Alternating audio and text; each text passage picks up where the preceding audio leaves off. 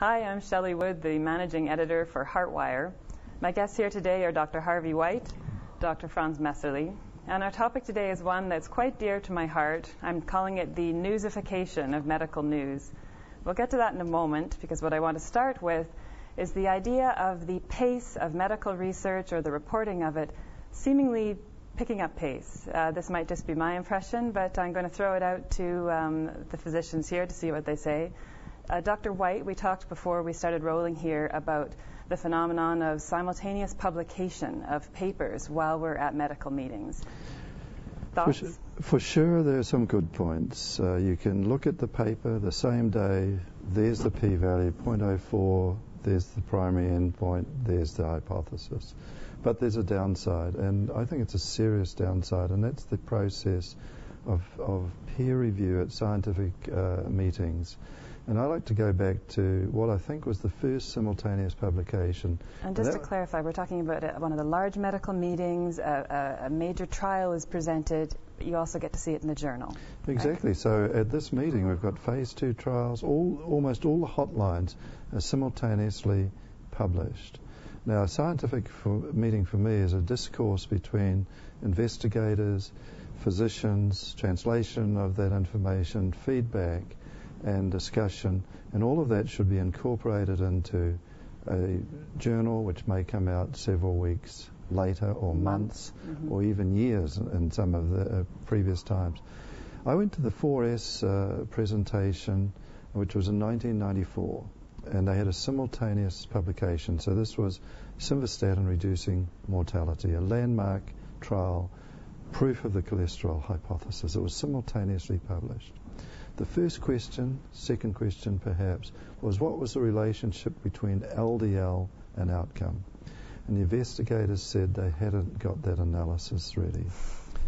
And the paper was published, and there are multiple other examples I can give, and then they had to republish a second paper giving this analysis in the Lancet. For investigators in trials, it's enormously irritating as well.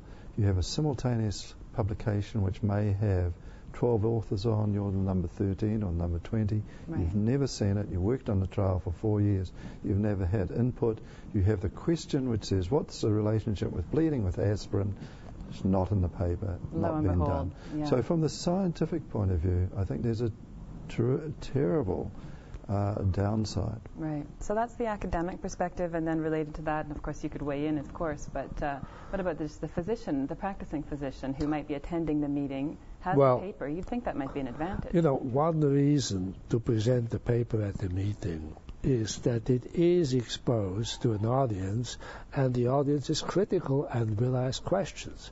And these questions need to be answered, and they may actually modify the results, and therefore, if the paper is then published later, it's much more mature because it already has been exposed to a critical audience, which and has been corrected accordingly. So I think this was in the past a very important process. You also have to consider that when you go 20 years back or so, that a paper was presented, and then you wrote it up, and then you submitted it, and then it was peer-reviewed, and then it finally was published.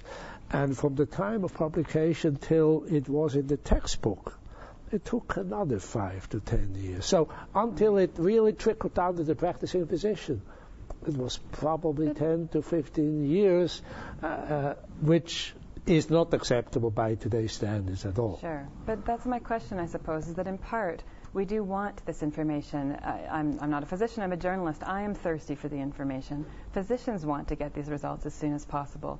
But I'm worried that, or perhaps just questioning whether in the rush to get it out there and to get your name in lights and to get it published and to get it reported on by a medical reporter, is there the possibility that medicine as a practice is adversely affected? Are patients at risk of perhaps not getting the best care, or are they getting better care because they're getting these things perhaps faster?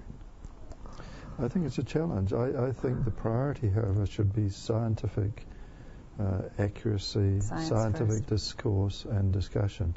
Some of the journals have active correspondence columns, some don't.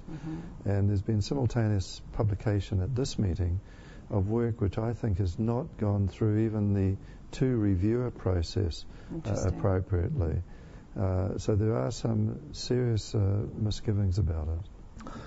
There's another example. As you may remember, most recently in the Lancet Neurology was published that ARBs cause cancer. Big news for heart.org. Yes, and when you look at the data critically, and we have done so, there is very little, if anything, that's to be concerned about. Right. But nevertheless, this was spread not necessarily by the medical news media, but by the general news media to all the patients, who then walk into my office and ask and take time of the visit to discuss this issue. Am I, doctor, at risk of developing cancer because of safety?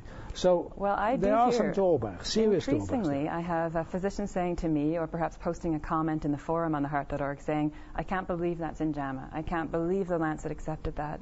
And I'm wondering if, again, that hunger for sexy new results is causing the journals to compete more by publishing these things. And to some extent, they are competing with all the websites out there, the heart.org being one of them. Are you seeing that some things that you would never thought would make the cut before Shelley, making it? Many journals run on the impact factor. Yeah. And when you have a paper like this, it will be quoted. There's absolutely no question. Even if it's complete BS, it will have to be quoted because you need to correct it. And so the impact factor goes up by doing so. And that's unfortunate. I think for patients, however, they're probably not harmed as well as long as the guideline process is delayed and is paused. So there are sort of approaches that you shouldn't. And for us as practicing physicians, perhaps we should pause for 3 months, let the dust settle before we start saying this is a landmark study, this will change my practice, and so forth, because there's other things that go on, including the correspondence columns which are active. Actually, that's a very good point, Harvey. I just wanted to say the 3 months period, because then you have the letters to the editors coming in and being critical of the study. And then you can digest it and, look at the pros and cons much more easily than before. Yeah. So the heart.org does that very well. Well, this is a reporterly question that I often ask myself. So a paper comes out in the Lancet. I talk to 2 people who tell me, that's bunk, you shouldn't even report on it. We say, well, it's in the Lancet. I think we should do our interviews. We should not make a story of this, but tell the story of this. What's the option there? Do we ignore it? Do we make sure we talk to as many people as possible? We're all under deadline. Is it ever wise to ignore a paper? No. I mean, the huge advances in science have come from the skeptic and the outlier, and so something that even if the majority of people say that's bunk, deserves to be reported and discussed. Okay. So I'm online with what you do. Okay. And speaking of online, what about reading papers online? Do you wait for your print edition to come, or are you reading the early online released at 7 p.m. paper? You do both. I like it online. There it is. I find it hard to file in my mind when was that published if I sort of go back. But that's a secondary thing because you just go and find it on Google anyway now. Right. And I can't read on the screen. It's slower. It's inaccurate. And studies have shown that, so I print it out. Okay, Dr. Messerli? I always print it out. Do you? Absolutely. Okay. I just need to, because I need to have something in hand, so to speak. Right. Gives him more confidence, as silly as it sounds. So, that's the way. So all these different formats that I think about a lot, which is I don't think about the print journal, but I do think about a news website like the heart.org. I think about various blogs. All of the various associations now have their own home pages where they've got bells and whistles with video. And is it too much? Are you reading blogs? Are you reading press releases sent by the cardiology associations? How are you filtering all of that sort of information, newsification deluge?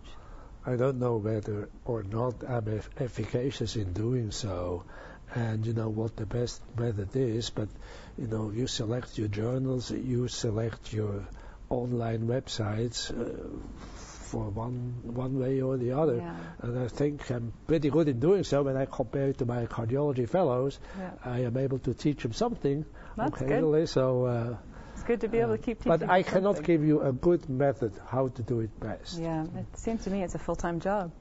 So I think you have affections for sights and you have affection for opinions. Arnold Rellman, the editor of the New England Journal of Medicine, once said that the best review that he gets is the review that says all these terrible things about a paper.